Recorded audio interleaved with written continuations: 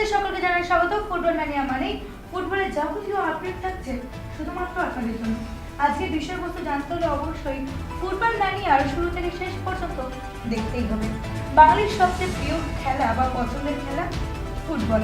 Football নিয়ে রয়েছে নানা কল্পকাহিনী, আছে লোকগাথা, হয়েছে নানা রকমের ফিল্ম, ছবি এবং নাটক। তবে ফুটবল নিয়ে ছবির কথা বা ফিল্মের কথা বলতে গেলে প্রথম যে ছবির কথা আমাদের মনে আসে সেটি হলো ধোনি মেয়ে।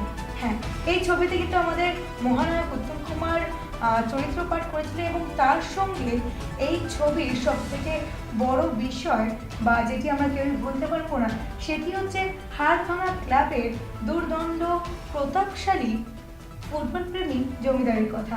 এবং এই ছবিতেই ধ্বনিত হয়েছিল সেই গান, আমাদের সকলেরই পছন্দের গান, সব খেলার সেরা বাঙালি তুমি ফুটবল, যেটি কিন্তু এখনো আমরা গিয়ে আসি বা ফুটবল মাঠে গেলে একবার হলেও আমাদের মন থেকে বা মুখ থেকে এই গানটি কিন্তু একবার বেরিয়ে যায়।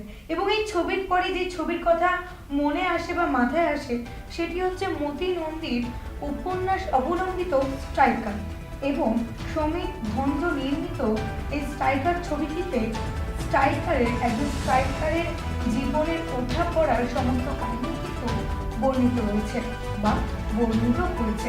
এছাড়াও বাঙালির নানা ছবিতে নাটকে কিন্তু বাঙাল ঘটির লড়াইয়ের কথাও কিন্তু বারবার উঠে এসেছে।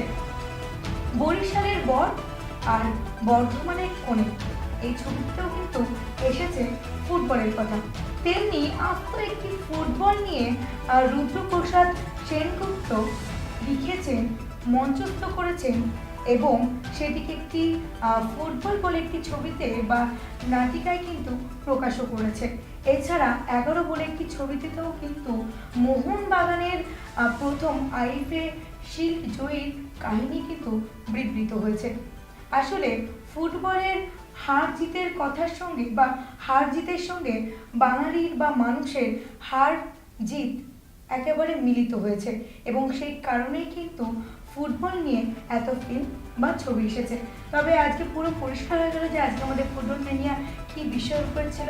তবে এইরকমই ফুটবলের নানা অজানা কথা বা সমস্ত রকম আপডেট পেতে হলে দেখতে হবে ফুটবল ম্যানিয়া শুধুমাত্র বাংলার পালস টিভিতে।